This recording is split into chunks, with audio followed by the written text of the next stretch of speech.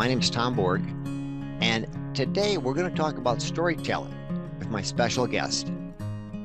Now, storytelling has become a popular topic in the business world. Well-told stories are the most effective communication tool you can use. However, most people don't know how to effectively create and deliver memorable stories. In today's interview, you'll pick up the following. Understand why stories are your most valuable communication asset, the core process to craft your unforgettable stories, how to effectively deliver stories that resonate with others. Our speaker, Michael Davis. Michael Davis is a presentation skills and storytelling trainer. He's a professional speaker, TEDx coach, and author of the book on storytelling. And the upcoming new book of his, Stop Telling Just Any Story. And of course, he is the founder of Speaking CPR. Please welcome Michael Davis. Thank you, Tom. Yeah, good to be with you. Always enjoy speaking with you. Glad you're here. So we've got a very interesting topic today because, speaking is really one of the most important things to any business person. We all do it. We have to do it. But at the same time, we can be so much better at it. And that's where we've invited you in here today to share some of your wisdom with us. So let's get started. So I've got a few questions I've prepared here. Sure. So how about this? Why is storytelling important in business? Just why is it so important? Well, if you think about it, Tom, and I don't know the numbers, and I'm not the first person to say this, but we are bombarded by marketing messages all day long.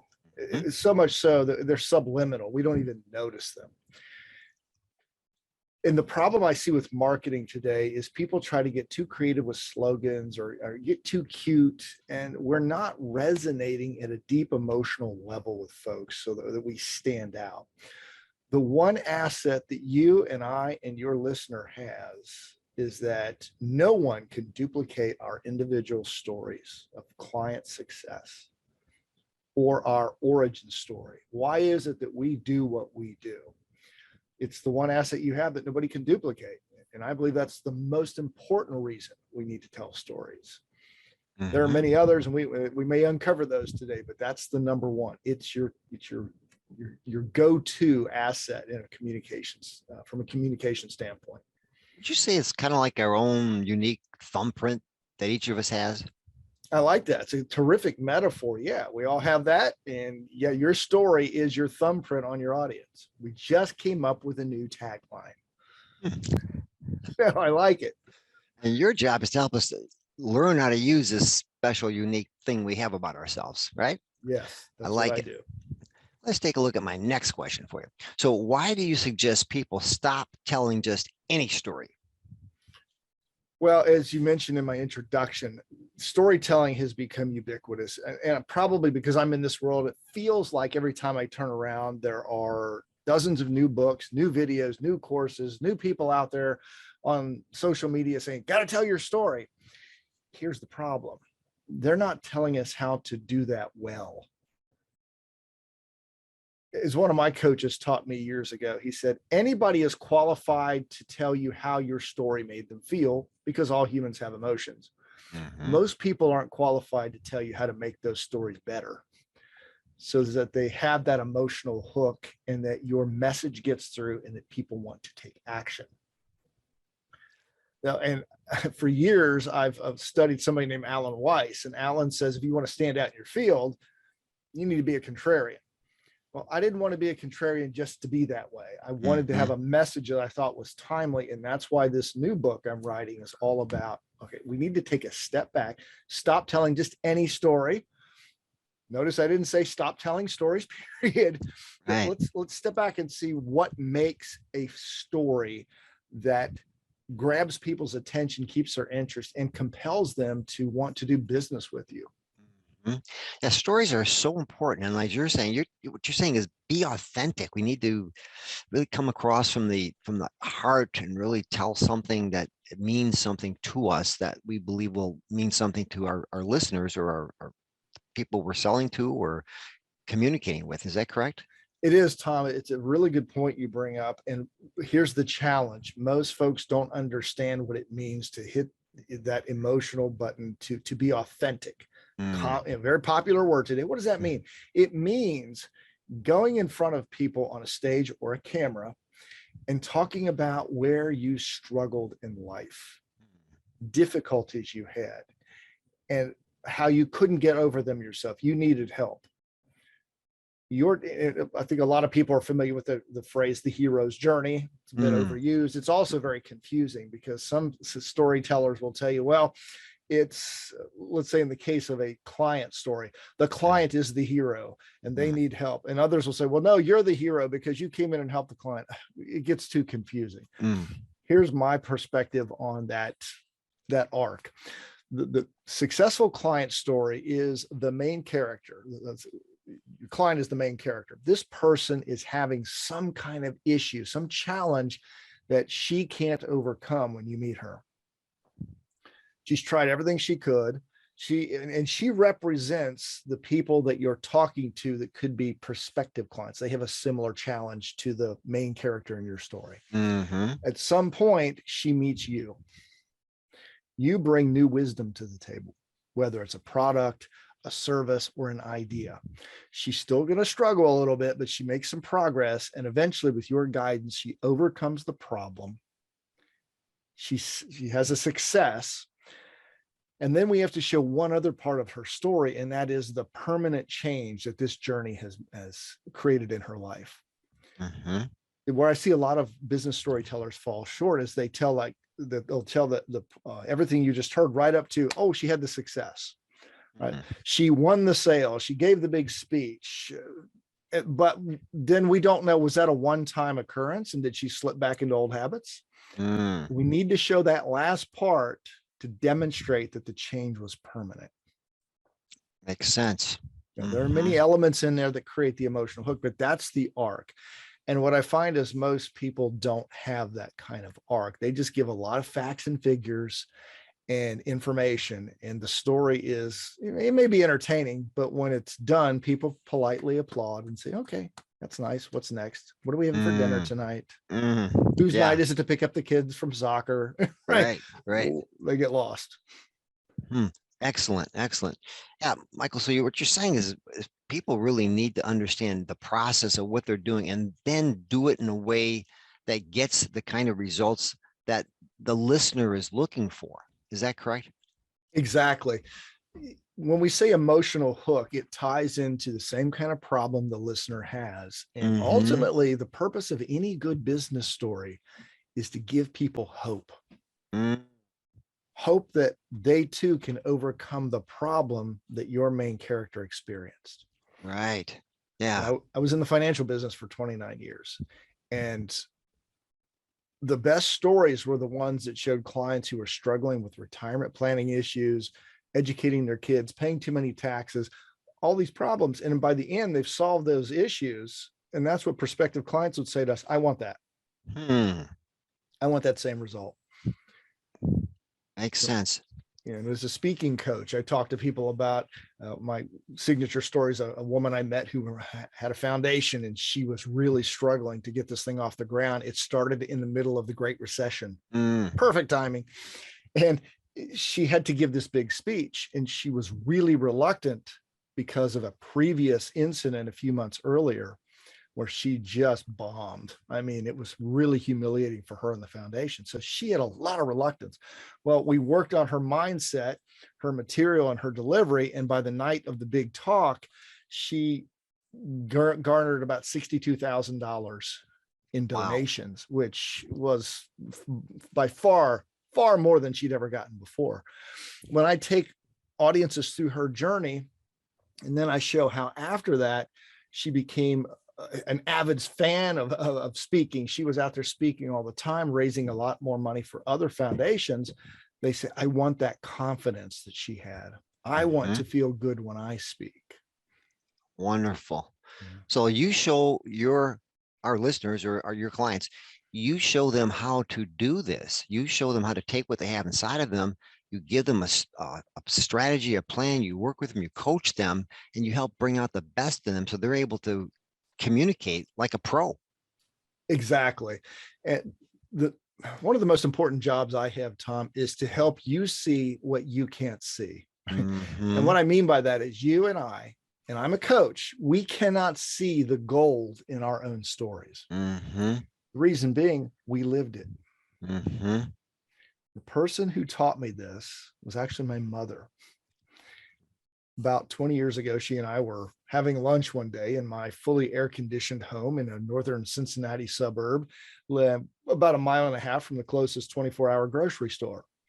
And those details are all important for what I'm about to share with you. Right. She was born into German-occupied France. She's French. Mm-hmm. 1941. Wow. Every day when my grandparents would wake up, the question in the house during the occupation wasn't, hey, what are we going to eat today? It was, are we going to eat today? Mm. And she would talk about how they would walk a half mile into the village. And if they were lucky, they might get a couple of potatoes on the ground that the German supply trucks had dropped inadvertently. Wow. And this went on day after day. And then at night, if they were lucky, the air raid sirens didn't go off, but most nights they did, blackout conditions. So they had to run. My grandparents had to take these two little girls down the steps across this big parking lot into a bomb shelter every single night, virtually. Wow. Mom's telling me this story, Tom. And I'm like, oh my God, how did you do that? How did grandma and grandpa get through that with you? And she just looked at me for the longest time and finally said, well, honey, that's just what we did. Wow. Amazing. And it took me a few days, but I got it. It's like, oh my gosh, she doesn't see the power in it because she experienced it.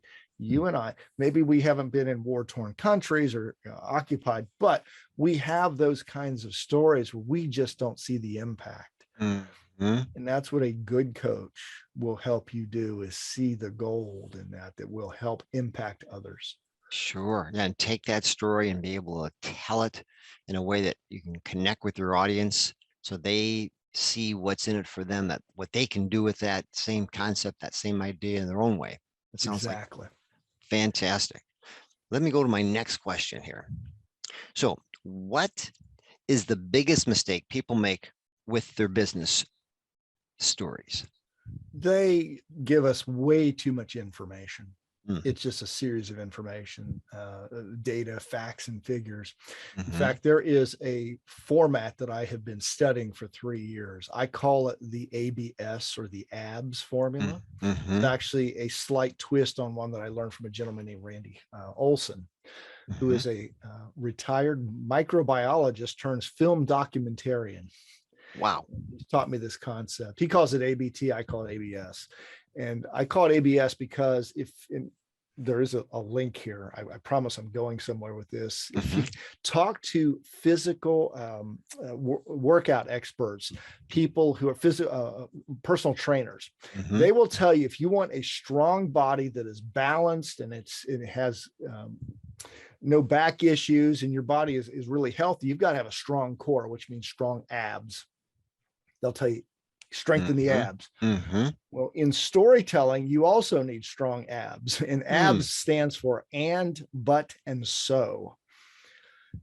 What that means, or the idea behind this, is that most stories are a series of facts that are connected by the word and. This happened, and this happened, and that happened.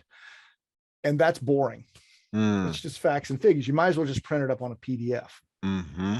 An example of that, I'm going to use a quick fairy tale with you, is there once was a beautiful princess. She met a handsome prince. They had a beautiful courtship. They fell in love. They got married, and they lived happily ever after. Is that a story? Doesn't sound like one. From a business storytelling standpoint, it's not, because it's a series of facts. Mm-hmm. There's a reason those kinds of fairy tales put kids to sleep at night. There's a missing element.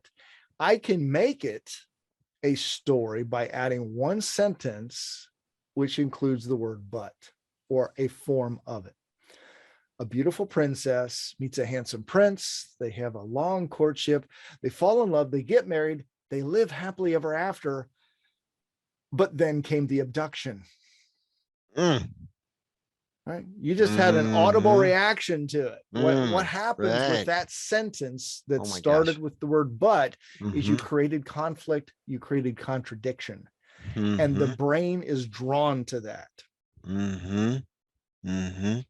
So now we're hooked. We want to listen. What's going on? What's going to happen next? Yeah, what's going to happen next? Who got abducted? Even the word abduction. I use a couple of images when I show this in my workshops. I'll show a dragon with a princess, and then I've got a spaceship.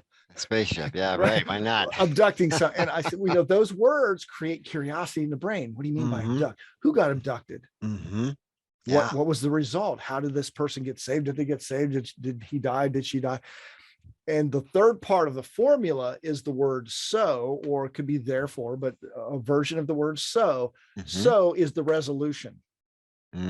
So the princess gathered all of her troops. They went into the foreign land and they recaptured her beloved. Now, what does any of that have to do with business storytelling? I'm going to give you a shortened version of the abs, right? Sure. I met my client, Patty, and she had to give a big speech in 8 weeks. And she had been working very hard on it. And she was getting a lot of feedback, but she was struggling because her message wasn't connecting. She was confusing people, and she was also struggling with some fear based on a previous experience. So she brought me in to help her with her speech. And after some initial difficulties, we started working very well together. By the night of her big speech, 8 weeks later, she got a standing ovation, which, by the way, is the most overrated part of speaking. But it was deserved in this case because she hit an emotional chord with the audience. They didn't expect that from her, and they were so moved, she picked up $62,000 in donations to her foundation. Fantastic. But she had this problem, which introduces the need for my services. So if you're a listener, you can take the same concept, talk about, give the setup. Where was your client when you first met this person? Give us 3 or 4 or 5 facts. And then what's the but? What's the misdirection on why that individual needed to talk to you? And the so part is, and you don't get into the details of how you solve the problem. You talk about the end result. The details on the how should come later after you've got the person interested in talking to you. Nice. It's a simplified approach to helping that person understand that they have a problem, or reminding them that they have a problem, that you have a solution for them, and that you can help them if they choose to have that help. Yeah, exactly. Now, it's taken me 3 years to get to the point where I can explain that fairly easily in a quick interview. It is disarmingly difficult. I would say it's a simple concept, very hard to learn and put into practice. That's where you come in. You're the professional. I can help them with that. Yeah. Gotcha. Absolutely. All right. Well, let me go on to this next question here. So what's one tip to supercharge your stories? What's one tip our listeners can use to supercharge their stories? Use dialogue to create more of a you are there feel. I mentioned before that most stories suffer from having too many facts. I call that being in reporter mode. Met my client. She was upset. She had this big presentation. She was getting feedback. Okay, that's all information. What works better is when I met my client, Patty, she had been recommended to me by a local chamber because she was scheduled to give a big presentation at their annual event. And the chamber president said to me, Mike, we want her there because of her story, but we've been seeing some of her practices and we're pretty concerned. This is a big deal. We don't want to embarrass her, the foundation, or us. And so I'm hearing it from his voice. Then when I meet with her, the dialogue is, well, Michael, I gave this speech at the Rotary 3 months ago, and it was a disaster. I mean, I went on and on and on. I'm so excited about the foundation and what we're doing, but I didn't have a clear message. And I just went way over time. People got so upset with me. I'm really scared about this talk, but I have to give it. I'm the president. I'm the face of the organization. See the difference? Hearing it from her voice rather than, well, she was just really scared and upset. That's what I call reporter mode versus dialogue takes us into the story. And it feels like as an audience member, we're right there watching this happen. Also, when you hear the main character describing her emotions that we can relate to, it becomes part of our story as the audience. Makes sense.